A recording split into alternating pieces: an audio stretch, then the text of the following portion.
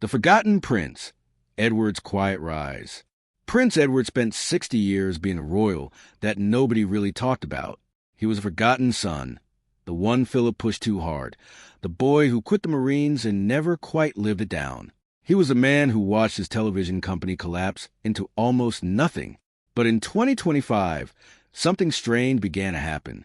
King Charles started sending him to America again and again. First Washington in January, then Newark in April, then Philadelphia just days later. And every time he landed on American soil, Harry was only a few miles away. What is Charles really asking him to do? And why is all of it happening now? Prince Edward was born at 8:20 in the evening on the 10th of March, 1964, at Buckingham Palace. Right from the beginning, there was one detail that made his arrival feel different from the others. Prince Philip was actually present. In the long history of the royal family, that stood out. Edward was the only child of Queen Elizabeth II whose birth his father personally witnessed. On the surface, that sounds warm and intimate, and in many ways it was, but that small moment sits beside a harder truth, because Philip would later try to push Edward toward the same tough, disciplined path he had always admired. Even though Edward was never truly made for that kind of life, he was the fourth and youngest child of Queen Elizabeth II, and by the time he arrived, the family story already felt crowded. Charles was 16 and was 13. Andrew was 4. So even though Edward was a prince, he came into a household where the main roles had already been filled. The spotlight had long since settled on the older children, and the youngest one grew up in the background, not because he did not matter, but because louder personalities had already claimed the room. In a family built around rank, duty, and public attention, Edward became the one people could overlook without even meaning to. That quiet place in the family shaped much of what came next. Like his brothers and father before him, he was sent to Gordonstown, the tough Scottish boarding school that had also shaped Prince Philip, King Charles, and Prince Andrew. The place carried a hard reputation, not just in the usual boarding school sense, but for its harsh weather, strict discipline, and relentless physical pressure. Charles once famously called a cult in kilts, a line that stayed famous because it sounded funny while hiding something much more bitter underneath. For Edward, the deeper problem was not just cold or the rigid routine. It was that he was being pushed into the same mold as his father and older brother, even though he was quieter, softer, and less forceful by nature. For a shy royal child, that kind of environment could feel less like education and more like survival. He later moved on to Jesus College, Cambridge, where he studied history from 1983 to 1986 and earned a Bachelor of Arts degree. On paper, it looked steady and respectable, and in some ways it was. But in royal terms, the strange thing was how little noise it made. His time at Cambridge did not become a national love story. It did not trigger a media frenzy. It did not reshape the monarchy's image. It simply passed by quietly. There were also whispers, because reports later pointed out that his A-level grades had not been especially strong. Yet he still got in. Even this chapter of his life carried that same feeling that would follow him for years. He moved forward, but never without questions hanging over how he got there. Then there was the military question, the one that would define how many people saw him for a long time.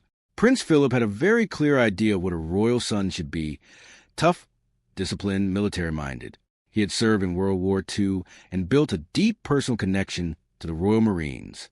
So when Edward joined their officer training in 1986, it looked meaningful from the outside. It looked serious and proper, but it also carried enormous pressure. Edward was not simply stepping into a career. He was stepping into a royal test, and every move he made was being watched as proof or failure of whether he could live up to the family image. The training was meant to last a year. Edward lasted 4 months. In January 1987, he quit, and that single decision stayed with him for years. It mattered because the Royal Marines are one of the toughest forces in Britain, and leaving early shattered the heroic picture people expected from a prince. Reports said he had cried for 3 hours before making a decision. The palace later said he left with great regret. But the public heard one word above all others: quit. And that word stuck hard. What made it more complicated was the reaction at home. Publicly, the palace stayed cold and careful. But later reports suggested Philip was more supportive behind closed doors than people expected.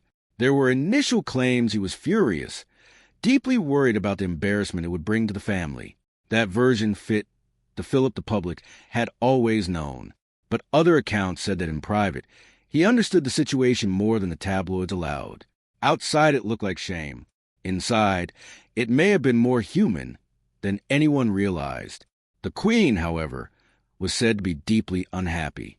To the palace, this was not simply a career change. It looked like a failure of character. Then the press made everything worse.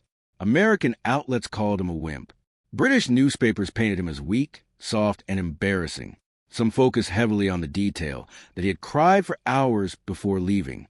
Others turned his departure into proof that he was simply not cut out for royal life. And that was the real damage.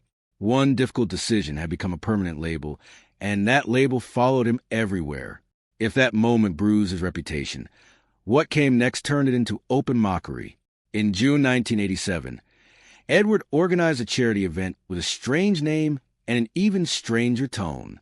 It's a royal knockout was filmed at Alton Towers and mixed royals, celebrities, silly costumes, and ridiculous games in a way that made the monarchy look less like a serious institution and more like a television circus. Edward was only 23 and seemed to genuinely believe this was a fresh, fun way to raise money for good causes. But from the very start, the idea made people deeply uneasy. Reports suggested the Queen and Prince Philip were unhappy about it, and palace staff feared it would damage royal dignity. Edward went ahead anyway. Around 18 million people watched in Britain, and later reports claimed more than 400 million saw it worldwide. Those numbers were impressive, but they only deepened embarrassment. Instead of making the royals seem relatable, the show made many viewers feel the monarchy had been pulled into cheap entertainment. The sight of princes and princesses shouting and scrambling about in absurd costumes in front of a global audience was too much for many people to accept. Then came the moment that pushed the whole disaster over the edge. At the press conference afterward, Edward asked journalists if they had enjoyed themselves, not realizing they had never even been allowed to watch the show. When the room stayed silent, he snapped, said something sharp, and stormed out. For a 23-year-old prince, it was a rare and very public meltdown, and it made the entire episode look even worse. Commentators would later describe it as one of the biggest blunders in modern royal history. After that, Edward looked for a new path, one that might finally be his. In 1993, he founded Arden Productions and tried to enter television and film as a genuine producer, rather than just another prince filling ceremonial space. He even used the name Edward Windsor on business cards. It was a bold move, because no child of a British monarch had tried private entertainment work like that before.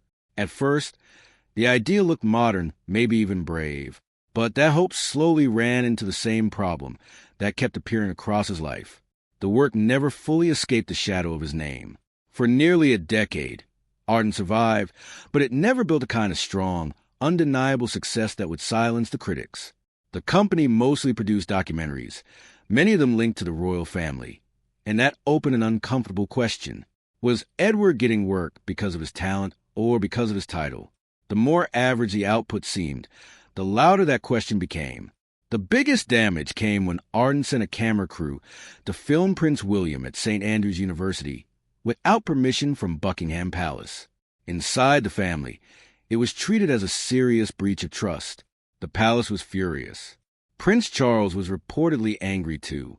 Once that trust cracked, the rest became very hard to save. Then another scandal added pressure at exactly the wrong moment. In 2001, Edward's wife Sophie was secretly recorded by a journalist pretending to be a client, and comments she had made about politicians and the royal family exploded across the press. Edward was not the source of that scandal, but it still hurt him, because by then the couple's public image had become closely linked.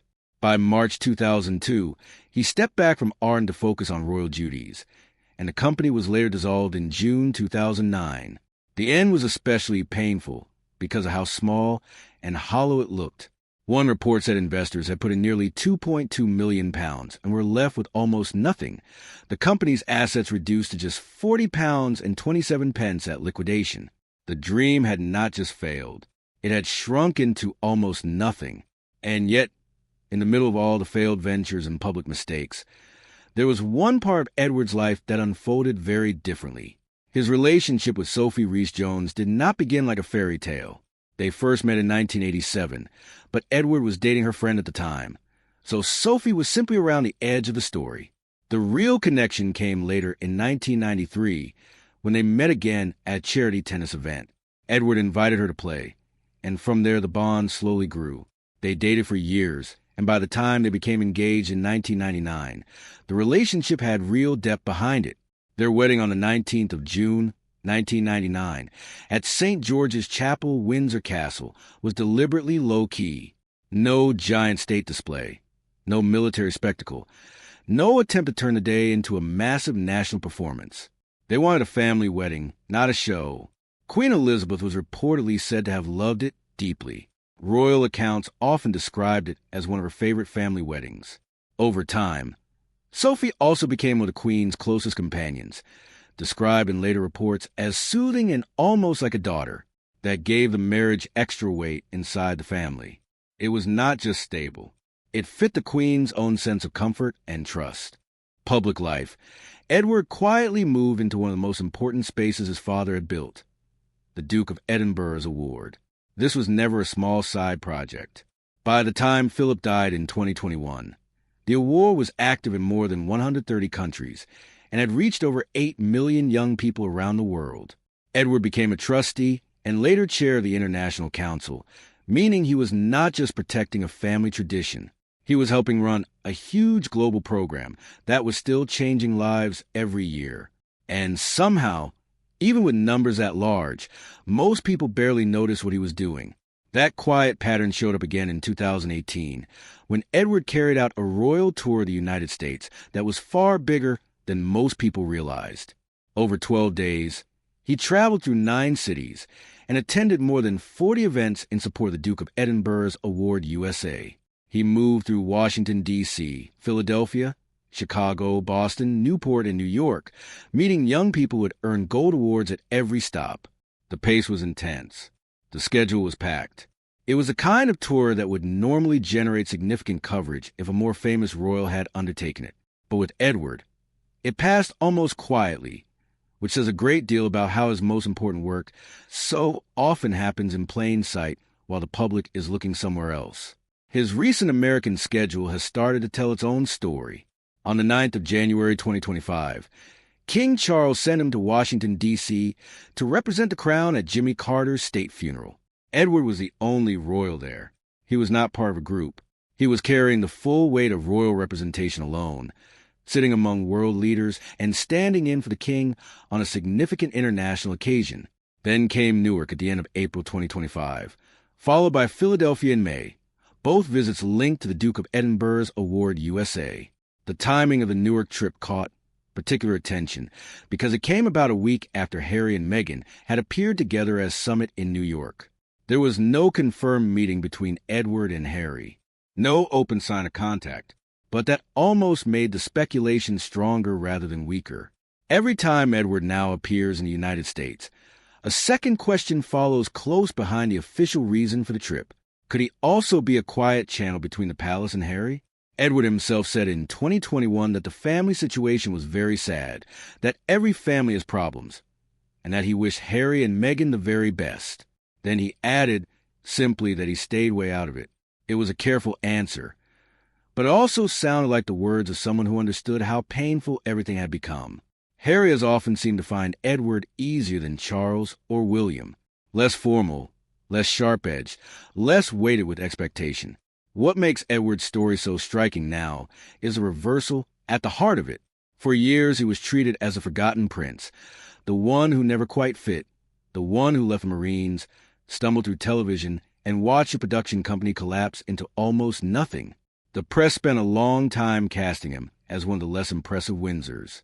But now, the same man who once seemed easy to dismiss is one of the few royals trusted to stand on the world stage when the family cannot afford mistakes.